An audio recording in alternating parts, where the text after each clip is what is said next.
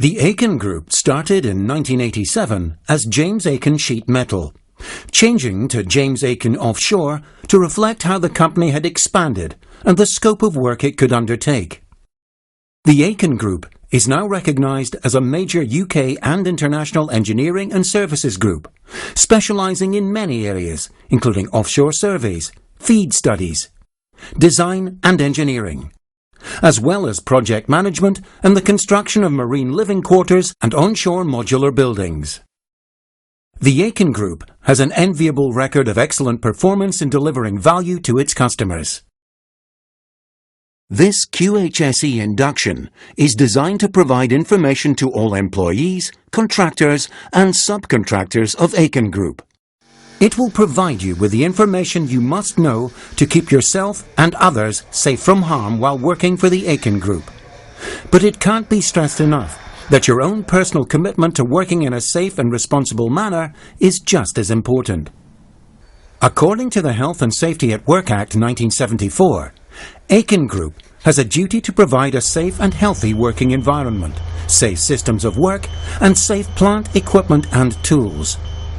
We must provide reasonable information, instruction, training and supervision to ensure employees' safety. We will only employ people that are competent and fit for the job, and all activities will be risk managed to a level as low as reasonably practicable.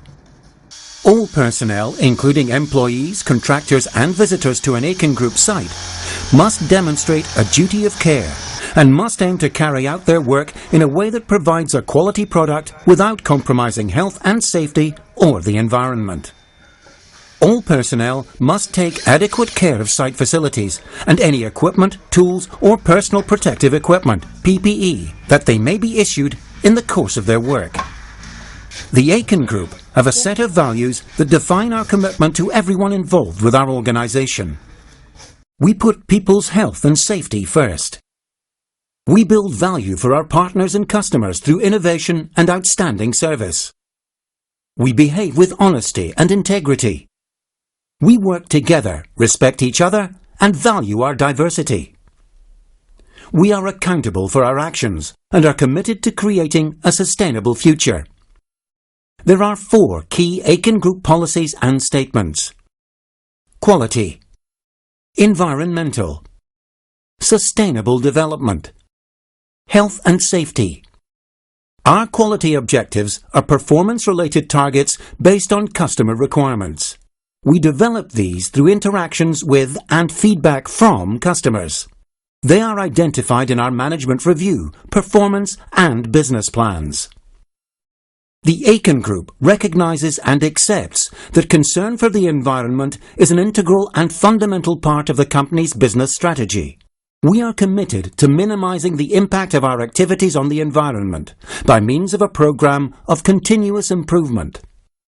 The Aiken Group is committed to the integration and balance of social, environmental and economic considerations with the goal of building a better quality of life for all our stakeholders and raising standards for the industry as a whole. As the Aiken Group, we are committed to ensuring the highest level of health, safety and welfare of our employees as far as it is reasonably practicable. We fully accept our responsibility for individuals who may be affected by our activities. Our comprehensive HSE management system has been put in place to ensure that we meet all the legal and moral obligations that operating a company of our size demands. It meets the international standards OSAS 18001 and ISO 14001. It is a practical system where people, compliance and effective risk management practices aim to deliver our visions of no harm to anyone at any time and a sustainable future through responsible management. There are 6 elements to our HSE management system: our vision and purpose, our codes, principles and values, our HSE policies, our HSE procedures, the documentation that supports the system, forms, registers, plans, etc., HSE risk work instructions and operating rules. Our operating rules allow us to be proactive in our approach rather than reactive to any accidents or incidents that may occur. It is the Aiken Group's policy to continuously improve our services to meet our customers' expectations and needs. Our quality management system sets down the method of application of this policy. Being ISO 9001 accredited places specific responsibilities on us to meet quality assurance requirements. Compliance with the system is an obligation of all staff, whether an employee or contractor. Aiken Group is committed to providing a drug and alcohol-free workplace to improve the safety and well-being of all. On any Aiken Group site, onshore and offshore, all workers must have 0 blood alcohol content. All workers must not be under the influence of illicit drugs. All workers must notify their line manager or colleagues of any medication they are on that could affect their ability to drive, operate machinery, or complete tasks safely. The company therefore reserves the right to conduct random tests performed by suitably qualified persons to ascertain whether any employee or contractor is under the influence of alcohol or drugs. Positive results, or the refusal to cooperate, may result in disciplinary action up to and including summary dismissal. Any form of behaviour which is considered to constitute racial, sexual or disability harassment or victimization is potentially discriminatory and therefore unlawful. Bullying in the workplace is also unacceptable. The company is committed to treating all colleagues equally and with respect, and to providing a supportive working environment where such behaviour will not be tolerated. HR can provide you with further information and support.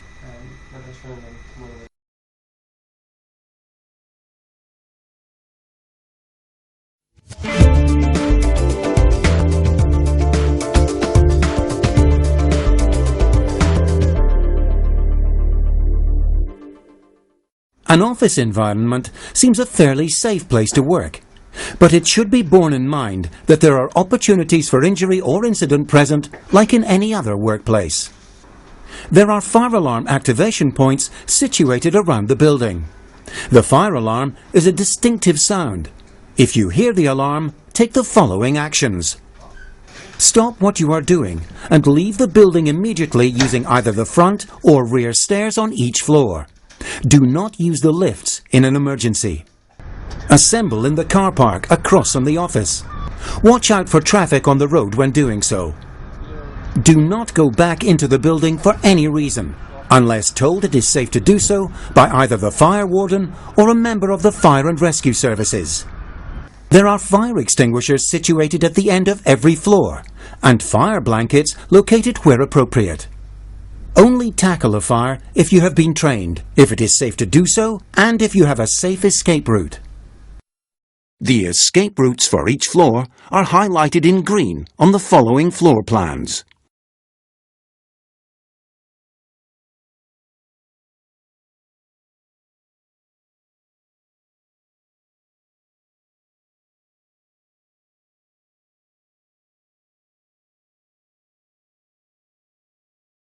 There are first aid points located in the breakout areas. If you need medical help, seek out one of the nominated first aiders. Display screen equipment, such as computers and similar devices, often require you work in a static position. It is therefore essential to set up your workstation and your seating arrangement to avoid stress and fatigue. Your eyes should be level with the top of the screen or monitor. Your elbows should be at the same height as the keyboard. You should be able to sit upright with your feet flat on the floor with your knees bent at 90 degrees. Avoid overreaching. Your keyboard, mouse and other items should all be within easy reach. Fatigue occurs when an individual's physical or mental limits are reached and can be associated with physical and mental exertion or inadequate or disturbed sleep. Fatigue can significantly affect your performance. If you will be working most of your day in front of a screen or at a desk, take a short break every so often to avoid fatigue. Try to vary your routine if possible, so repetitive tasks don't take up most of the day. working beyond 14 hours in any 24-hour period is permitted only with the express approval of senior management after an assessment has been carried out. A keyboard, a mouse and similar means of interaction, if used continuously and without intermittent changes to the position of your arms and hands, can result in RSI, repetitive strain injury. Use aids to prevent RSI if possible, and do regular hand exercises. If you have to lift, carry or move any item that may be heavy or awkward, always follow the correct manual handling procedure. Use your legs to do the work. Don't strain your back by bending over. Get as close to the item as possible when lifting and lowering. And prepare where you are going in advance so you won't be trying to hold an item while opening a door, for example. Using the stairs is encouraged for health reasons. Make sure you always keep one hand free for banisters and handrails. If you are taking a hot drink from a breakout area to your workstation or another room, use a cup with a fitted lid to avoid spills or a possible burn from hot liquid. Smoking is strictly prohibited anywhere within Aiken Group offices, buildings, vehicles or any other enclosed space. Each site will have a designated smoking point. At the Crombie Road office, the smoking point is at the rear of the first floor. Failure to follow this policy may result in disciplinary action and possible termination of employment or contract. If you have any health and safety concerns about an element of your work or the work environment, bring it to the attention of your supervisor or your line manager, who may escalate the concern to the attention of the QHSE manager. All such concerns will be treated in strict confidence. The aim of such discussions is to put in place a means of avoiding or mitigating such circumstances in the future.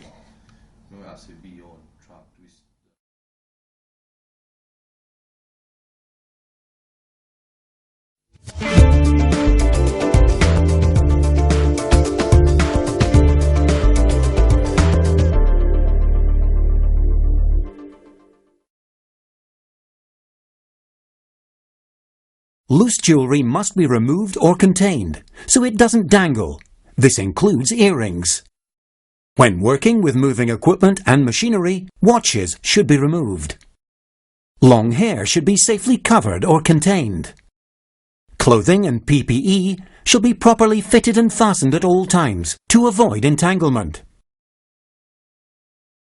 The HSE hazards present on Aiken Group work sites varies between business divisions, work locations and project types.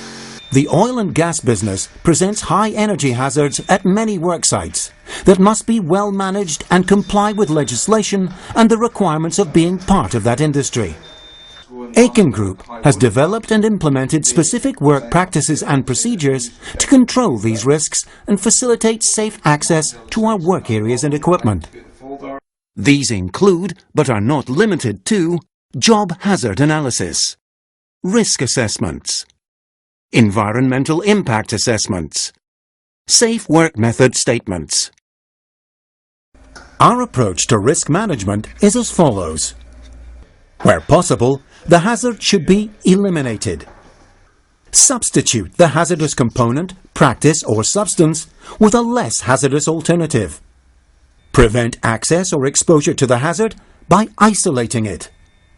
Alter the product design or work environment through engineering to reduce the risk.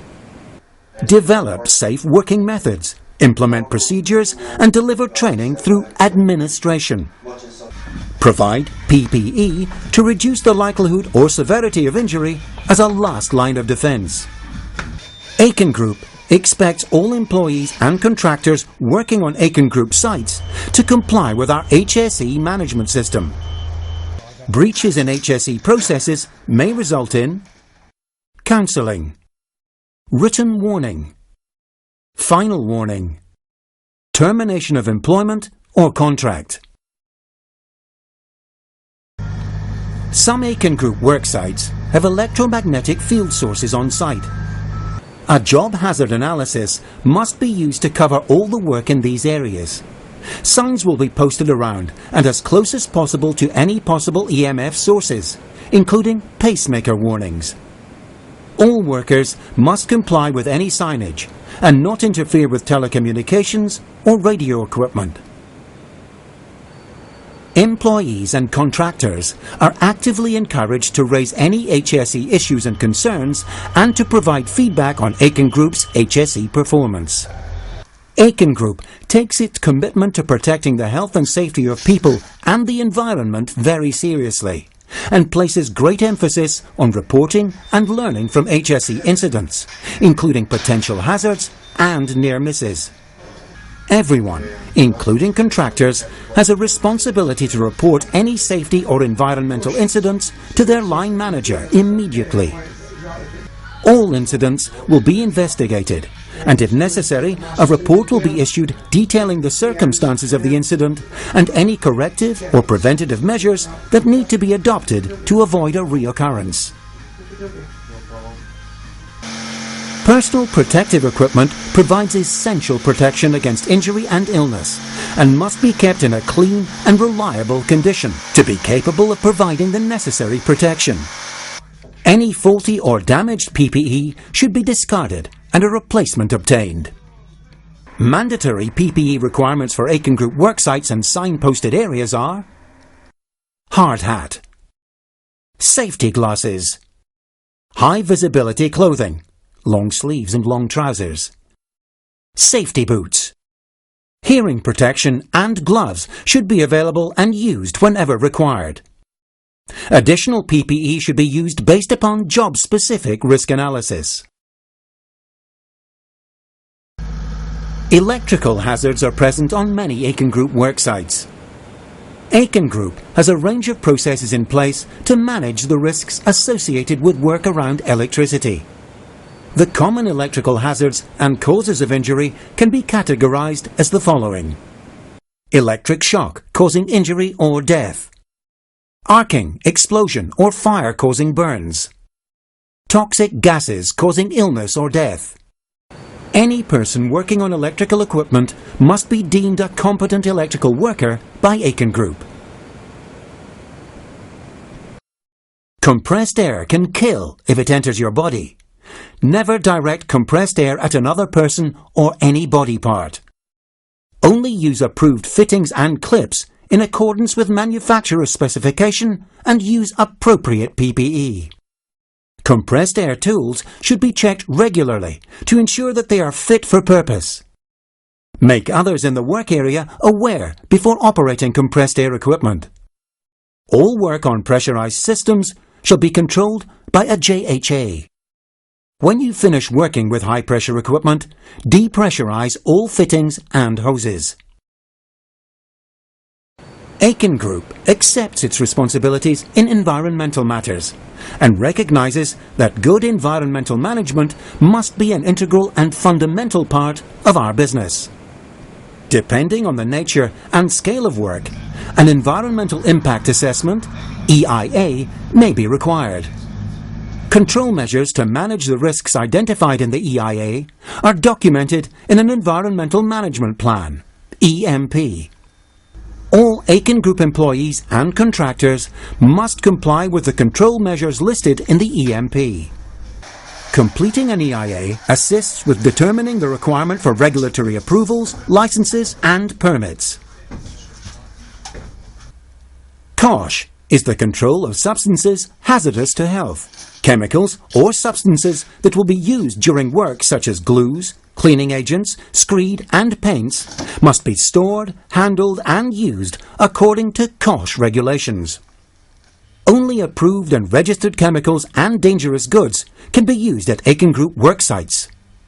Safety data sheets, SDS, contain all the relevant information on a chemical, the hazards and risks associated with chemical use, any personal protective equipment, PPE requirements, storage and disposal requirements, and spill and emergency response information. The SDS must be kept where the chemicals are stored and must be consulted when conducting a risk assessment and developing a risk management plan for the work. The need to work in a confined space will be avoided wherever possible. When this is not possible, a safe system of work will be put in place. All confined space working will require a permit to work. No one shall be allowed to work in a confined space until they have undergone a recognised confined space working training course. Permits to work are a means of managing specific hazards and work activities by documenting and thereby allowing the control of such activities. Aiken Group issues the following permits where applicable. Aiken Group Permit to Work, Confined Space Permit, Hot Work Permit. All employees and contractors whose work activities may require a PTW must undertake Aiken Group Instructed Person (IP) training. Aiken Group has a working at heights procedure to manage the risks of workplace falls. Where there is a risk of falling 1.8 meters or greater, or where work will take place within 2 meters of an exposed edge or brittle surface, workers will be trained in height safety awareness and be competent in height safety systems, unless control measures can be used to protect the worker from the exposed edge or brittle surface. All workers must also complete a risk assessment and a working at heights checklist. Fatigue occurs when an individual's physical or mental limits are reached and can be the result of physical or mental exertion and inadequate or disturbed sleep. Fatigue can contribute to reduced performance, an increase in the likelihood of accidents, and possible long-term health problems. The Aiken Group Reasonable Working Hours Guidelines provide advice on working past your normal workday by 2 or 4 hours, or working beyond a 14-hour day. Your site supervisor will provide more details on this policy. Noise at work can cause hearing damage that is permanent and disabling. Hearing loss can be gradual because of exposure to noise over time, but damage can be caused by sudden, extremely loud noises. Tinnitus, or constant ringing in the ears, can also result from exposure to high levels of noise. Aiken Group endeavours to reduce exposure to high levels of noise in the workplace as part of its duty of care. Where noise is generated by individual use of power tools, appropriate hearing protection will be provided and should be worn whenever the tool is used. Hand-arm vibration syndrome can arise from the frequent use of handheld power tools and can be the cause of painful and disabling disorders of the blood vessels, joints and nerves. In order to prevent occurrence, the use of power tools should be carefully controlled and a limit placed on their duration of use at any one time that should not be exceeded. PPE such as special gloves that provide protection against vibration should be used if available. Asbestos is the single greatest cause of work-related deaths in the UK. All asbestos-related work must be carried out by a licensed contractor.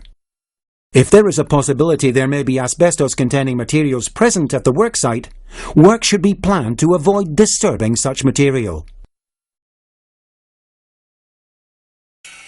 The use of abrasive wheels for grinding or cutting is a fairly common activity in the manufacture and assembly of components, but the risks associated with their use are varied. Wheel breakage, dust generation, noise and vibration, and of course, coming into contact with a running wheel. There are established regulations for the provision, maintenance and use of abrasive wheels that all users should be familiar with. Additional protection such as full face masks and heavy-duty gloves may be required, dependent on the work. Where the noise generated by using such tools is above recommended limits, suitable ear protection must be used. Safe Act observations, SAO, are intended to reinforce positive safety behaviour, identify any inappropriate safety behaviours, agree on modified behaviours, and prevent injuries and property damage. The process involves observing a person performing a work activity, engaging with them to discuss the activity, and discussing any relevant health and safety issues or concerns with them. There are a variety of observation systems in place in the industry, and particularly offshore, Be aware of them and how they work. They are in place for everyone's benefit. Toolbox talks, where everyone who may be involved in any kind of planned activity, are an excellent way of discussing and coming to agreement over the best way to complete the job safely and without affecting others who may be adjacent to or near the worksite. They are an opportunity for everyone to have their say.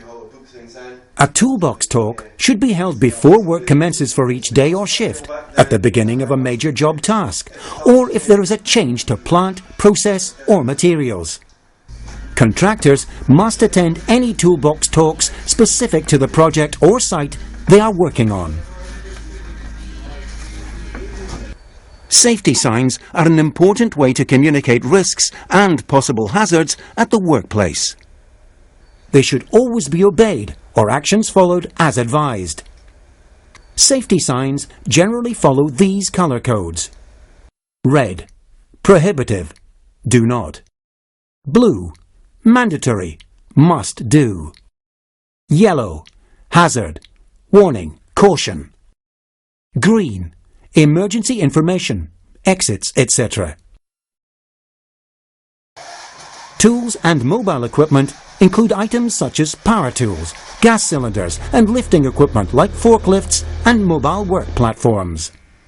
Hazards relating to these types of equipment will be identified through the job risk assessment process, and suitable controls must be put in place.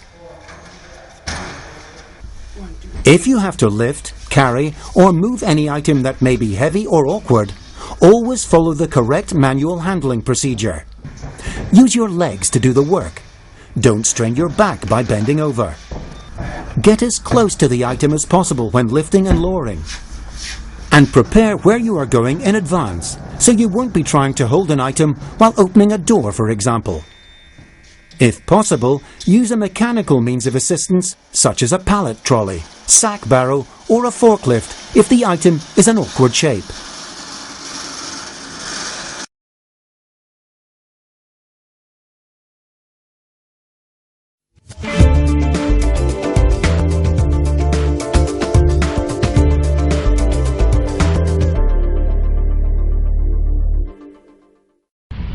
All employees required to work or travel offshore or out of the UK must be in possession of a valid passport, which they should carry with them during offshore visits.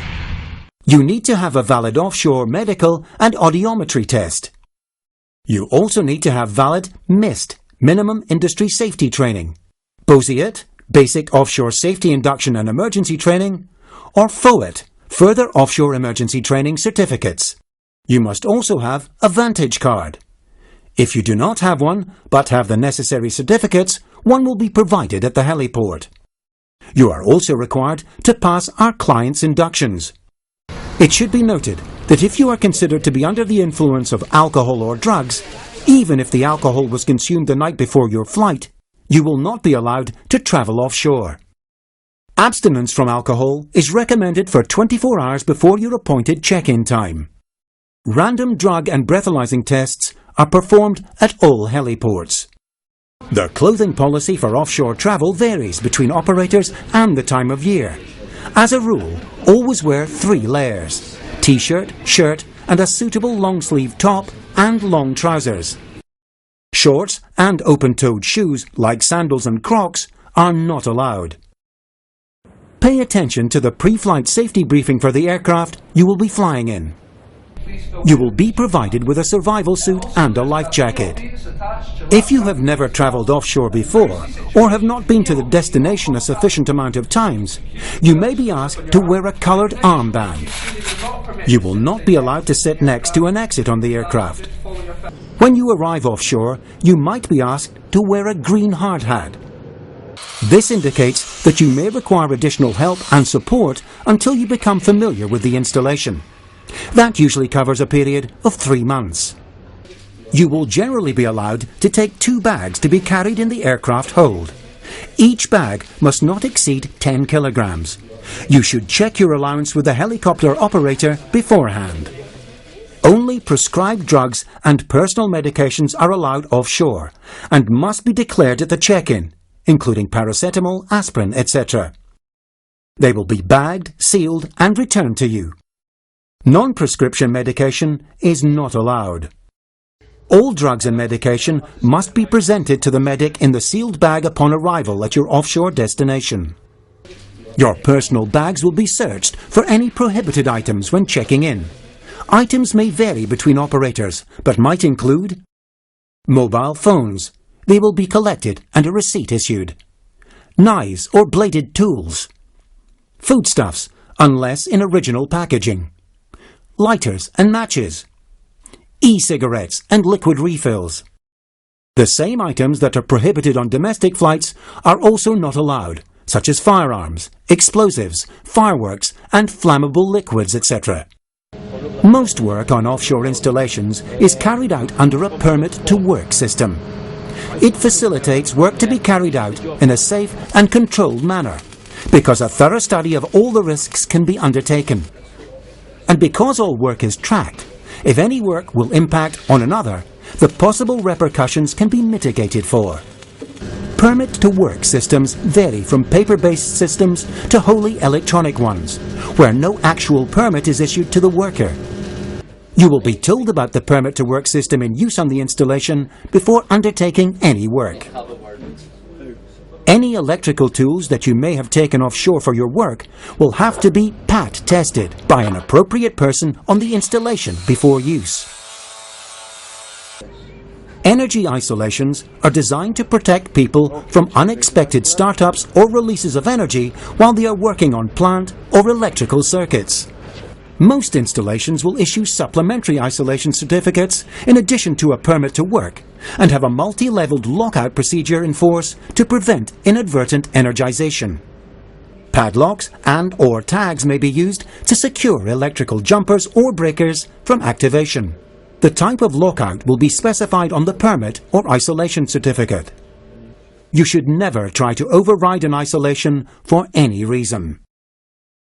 Because of their continual movement, floating production storage and offloading vessels, FPSOs, semi-submersible drilling rigs, drill ships, and other types of non-fixed installations present specific hazards. The ability to move around these types of vessels effectively will depend on the sea state and the weather. Always keep one hand free for railings and banisters. Activity on deck may be prohibited during particularly bad weather. If working inside, make sure tools and materials are secured to prevent them from rolling about or falling. If you do suffer from motion sickness, the medic will be able to provide medication that can help. The rig operator or client will provide the necessary offshore induction for the installation or vessel. Full details of alarms and actions to take will be provided. If living on a flotel and working on an attached installation, you will usually be provided with a T-card to track your movements between the two. Follow the procedure to avoid confusion about your location. Become familiar with the best route to your muster point and lifeboat from your cabin and your workplace as soon as possible, so in the event of an emergency, you can get there quickly.